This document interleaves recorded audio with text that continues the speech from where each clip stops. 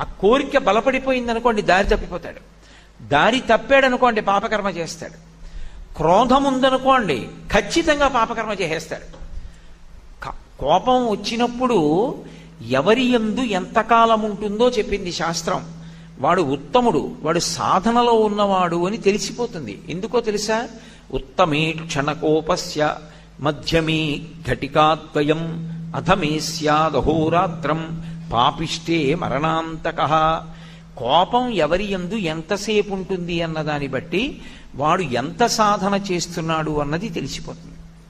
ఉత్తమే క్షణకోపస్య, ఉత్తముడైన వాడికి కూడా కోపం వస్తుంది. ఎందుకో తెలుసా? విభేదించిన కారణం చేత. తప్పు, మీరే మాట మాట్లాడుతున్నారో అది సత్యం కాదు, అలా మాట్లాడకూడదు అని అనిపించింది అనుకోండి, కోపం వస్తుంది. కానీ ఆ క్షణం అంతే. ఆ విషయంలో విభేదించాను, అక్కడ వరకే. మిగిలిన విషయాల్లో గౌరవం ఎందుకు తీసేయాలి? కాబట్టి అక్కడతో వదిలిపెట్టేస్తాడు. ఉత్తముడి కోపం క్షణం ఉంటుందంతే, ఇక ఆయనకి జ్ఞాపకం కూడా ఉండదు ఆ విషయం. మధ్యమే ఘటికాద్వయం, మధ్యముడికి ఒక ఘడియ కాఉంటుంది. అధమే స్యాదహోరాత్రం, అధముడికి ఒక రాత్రి ఒక పగలు ఉంటుంది. పాపిష్ఠే మరణాంతకః, పాపిష్టివాడికి, ఎప్పుడూ పాపం చేసేవాడికి మరణాంతకః, వాడు చచ్చిపోయే వరకు పగపెట్టే ఉంటాడు. అందుకే క్రోధం ఎంతసేపు ఉంటుంది అన్నదాన్ని బట్టి వాడు ఎంత పాపం చేస్తాడు అన్నది చెప్తారు. అందుకే క్రోధాన్ని నిగ్రహించుకో.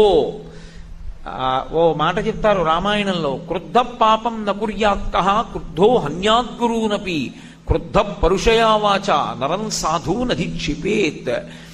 కోపం అన్నది మనిషిని గట్టిగా వచ్చేసి ఆవహించేసింది అనుకోండి, కోపం వచ్చిందంటారు. ఇప్పుడు కోటేశ్వరరావు గారు ఇక్కడికి వచ్చారు అన్నారనుకోండి, అంటే నేను ఎక్కడో బయలుదేరానని గుర్తు కదూ.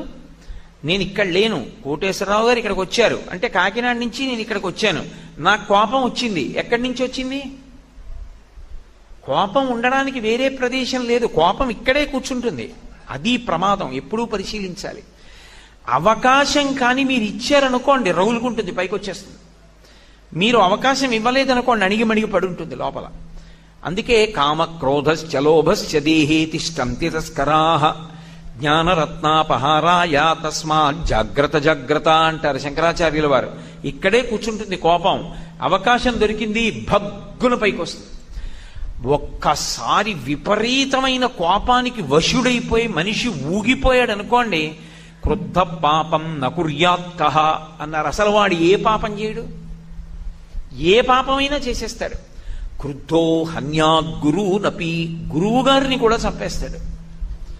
క్రుద్ధో హన్యాద్గురూనపి క్రుద్ధ పరుషయావాచ.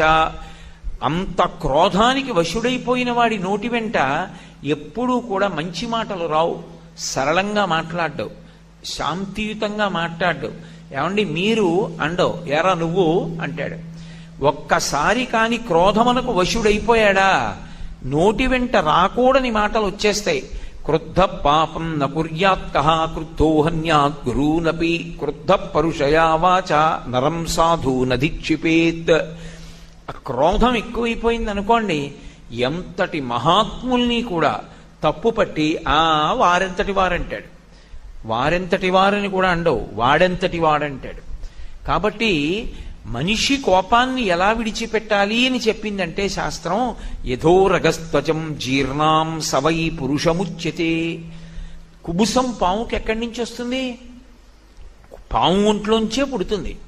పాము ఒంట్లోంచి పాముకి కుబుసం పుడితే పాముకి కళ్ళే కనపడవు, కళ్ళకు అడ్డంగా వస్తుంది కుబుసం. పాము ఏం చేస్తుంది? నా ఒంట్లో పుట్టిన కుబుసమే నా శరీర నిర్మాణం ఎలా ఉందో అలాగే ఉంది, దీన్ని వదిలేయడం ఎందుకని ఆలోచించదు. గరుగ్గా ఉన్నదాన్ని చుట్టుకుని దానికి ఒరుసుకుంటుంది, శరీరాన్ని ఒరుసుకుని కుబుసం వదిలేస్తుంది. అందుకే ఎప్పుడైనా పాము కుబుసం కనపడింది అనుకోండి, ఆ పాము ఎంత పెద్దదో ఏ జాతి పామో చెప్పేస్తారు.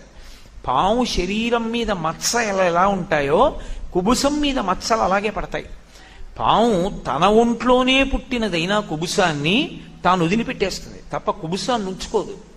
పాము కుబుసాన్ని ఎలా విడిచిపెట్టిందో మనిషి కోపాన్ని అలా విడిచిపెట్టేయాలి తప్ప కోపాన్ని ఎప్పుడూ కూడా అట్టెపెట్టుకోకూడదు. అది ప్రమాదకారి. మీరు ఒకటి బాగా జ్ఞాపకం పెట్టుకోండి, కోపం ఎవరికి శత్రువో తెలుసా? ఎవరికి కోపం వచ్చిందో వాళ్ళకే శత్రువు. తన కోపమే తన శత్రువు, తన శాంతమే తనకు రక్షదయ చుట్టంబౌ అని తన సంతోషమే స్వర్గము. చిన్నతనంలో మనకి నేర్పుతారు. నేర్పినప్పుడు తన కోపమే తన శత్రువు, నా కోపం నాకు శత్రువు, నా కోపం మీకు శత్రువు కాదు. ఎందుకో తెలుసా? దాని ఎందుకు లక్షణం ఉంటుంది. నాకు ఏదో చాలా కోపం వచ్చేసింది అనుకోండి, అవతల వారు చాలా పెద్ద మనిషి, నేను పట్టుకుని నువ్వు ఒరేయ్ అని నా ఇష్టం వచ్చినట్లు మాట్లాడాను. ఆయన చాలా పెద్ద మనిషి, ఆయన ఒక్క మాట మాట్లాడలేదు. ఆయన చిరునవ్వు నవ్వి భగవంతుడి వైపు తిరిగి నమస్కారం చేసి, ఈశ్వరా వీడికి బుద్ధి కలిగేటట్టు చూడని చెప్పి వెళ్ళిపోయాడు. ఆయనేం పట్టించుకోలేదు. ఆయనేం పట్టించుకోకుండా వెళ్ళిపోతే కోపం ఆగుతుందా? అరే ఇన్ని తిట్టాను చూసావా ఎలా వెళ్ళిపోతున్నాడో, ఒక్క మాట మాట్లాడే ఇంకా ఎక్కువైపోతుంది కోపం. ఎవడు ఊగిపోతాడు, ఎవడికి కోపం వచ్చిందో వాడు ఊగిపోతాడు, వాడు ఇంకా ఎక్కువ తిడతాడు. తిట్టిన కొద్దీ పాపం వీడి ఖాతాలో పడుతుంది. నేను పుచ్చుకోలేదు అన్నాను అనుకోండి, అవతల వాడి ఖాతాలో ఏం పడదు. అందుకే తన కోపమే తన శత్రువు, కోపము తనకే శత్రువు. కోపము ఎప్పుడూ కూడా తనకి బంధువు కాదు. అందుకే అహిత శత్రువు అని పేరు శాస్త్రంలో కోపానికి. కాబట్టి దాన్ని ఏం చెయ్యాలి అని అడిగారు. ఎప్పుడైనా కోపం వస్తే అగ్నిహోత్రం పైకి లేచిపోతూ ఉంటే కుండతో నీళ్లు తెచ్చి పోసి ఆర్పేసినట్లు కోపం పెరిగిపోతూ ఉంటే ఓర్పు చేత ఆర్చేయాలి కోపాన్ని. కోపాన్ని ఆపడానికి సాధనము లోకంలో ఒక్కటే ఉన్నది, ఓర్పు ఒక్కటే. అందుకే నేను చెప్పానని మీరు అనుకోవద్దు, నేను మీతో పరమసత్యం చెప్తున్నాను. కోపం బాగా వస్తే ఏం చేయమని చెప్తారంటే, వెంటనే నువ్వు ఏదైనా గదిలోకి వెళ్ళి తలుపులు వేసేసుకుని కూర్చోమని చెప్తారు. కొంతసేపు కూర్చో ప్రశాంతంగా, ఎవ్వరితో మాట్లాడద్దు. మాట్లాడకుండా నిశ్శబ్దంగా కూర్చో. నీకు వీలైతే ఒక అద్దం పెట్టుకుని నిన్ను నువ్వు చూసుకో. ఎంత భయంకరంగా ఉంటావో కోపం వచ్చినప్పుడు, ముఖంలో ఎంత వికారం వచ్చేస్తుందో, ఎంత ఊగిపోతాడో మనిషి కనపడుతుంది. కాసేపు భగవత్ స్వరూపం గురించి కానీ గురువుల గురించి కానీ ఆలోచించి మహాత్ములైన వారికి సంబంధించిన పుస్తకాన్ని తిప్పి వారి చిత్రాలు చూస్తే వెనక్కి వెళ్ళిపోతుంది. పొంగిపోతున్న పాల మీద నీళ్లు చల్లితే పాలు ఎలా వెనక్కెడతాయో, మహాత్ముల యొక్క మూర్తులను చూసినా నిశ్శబ్దంగా మంచి విషయం వైపుకి మనసుని తిప్పినా కోపం వెనక్కి వెళ్ళిపోతుంది. ఏదో కామకోటి పీఠాధిపత్యం వహించిన మహాపురుషులు చంద్రశేఖరేంద్ర సరస్వతి స్వామి వారి వివిధ ఫోటోలతో కూడుకున్నటువంటి ఓ పుస్తకాన్ని అలా తిప్పారనుకోండి, అవన్నీ చూస్తుంటే ఎంతటి మహాత్ముడురా నిజంగా అనిపించి కోపం వెనక్కి వెళ్ళిపోతుంది. అందుకే కోపాన్ని తగ్గించడానికి ఒకే ఒక మార్గం ఇది, ఓర్పు ఒక్కటే. ఆ సహనము లేదనుకోండి మీరు కోపాన్ని ఆపలేరు. అగ్నిని ఆర్పడానికి లోకంలో నీళ్లు ఎలా ఉంటాయో, కోపాన్ని తగ్గించడానికి ఓర్పు ఒక్కటే సాధనము. ఇప్పుడు నాకు ఒక్క మాట చెప్పండి. కామము క్రోధము, కామము క్రోధము, కామము క్రోధము జీవితంలో నిద్ర లేచి పడుకునే వరకు ఇవి రెండు మారి మారి మారి మారి వస్తుంటాయి.